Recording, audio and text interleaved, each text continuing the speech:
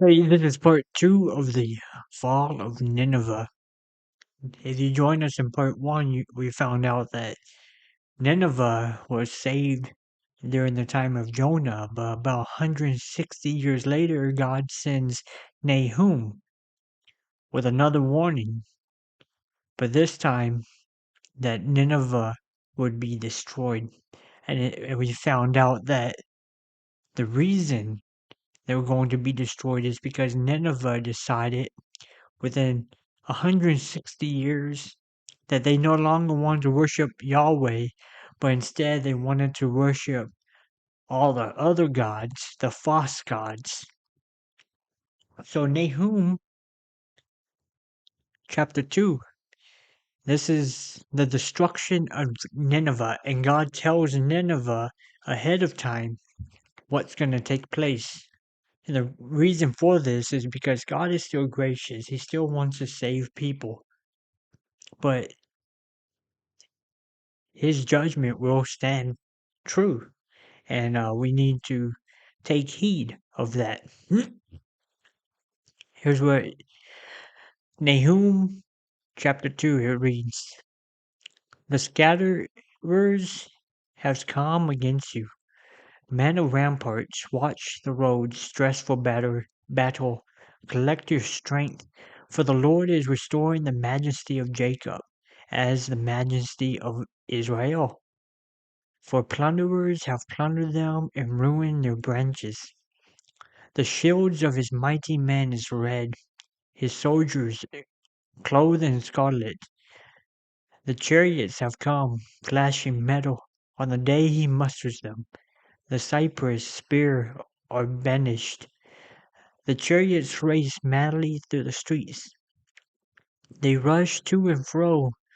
Through the squares they gleam like torches.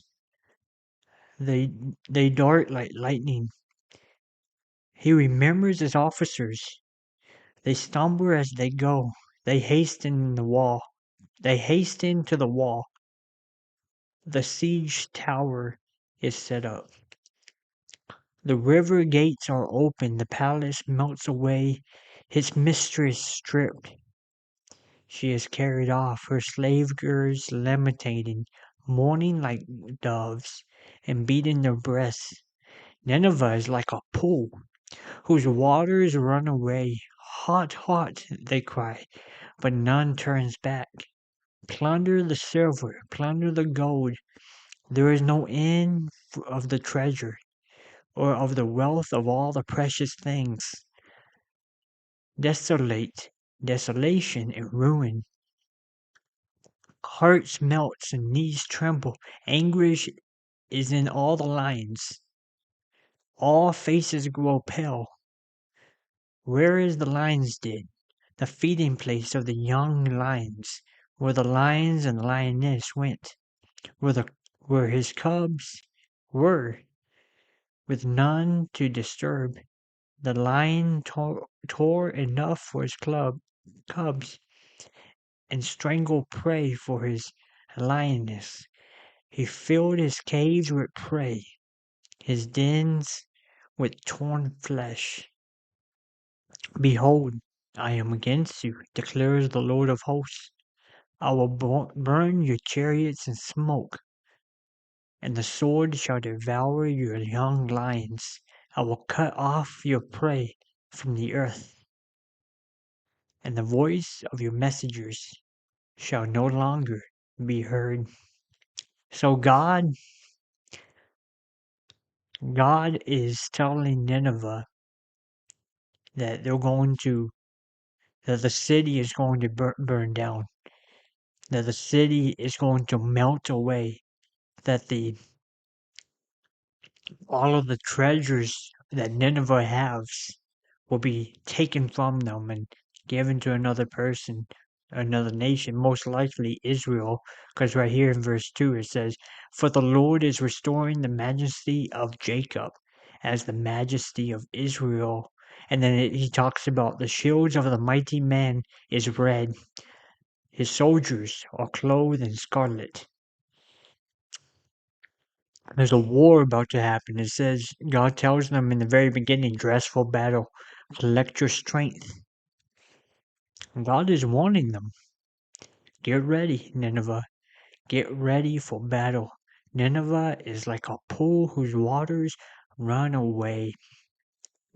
Plunder the silver, plunder the gold. There is no end of treasure or of the wealth of all precious things. So Nineveh was wealthy. Nineveh had vast amounts of wealth. A city that, 160 years before, they turned to Yahweh, and Yahweh made Nineveh wealthy, but they turned against Yahweh. My favorite part of this whole story is actually chapter 3. And for some reason, I circle verse 2 and I put down 2 Kings 18. And this was 2 years ago. So I'm trying to figure out, why did I put that down?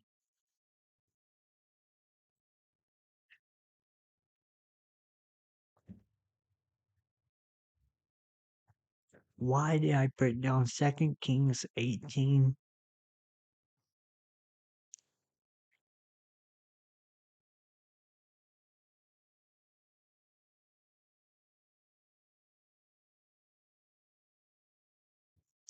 I don't know. That's a long chapter to read. I put that down for a reason.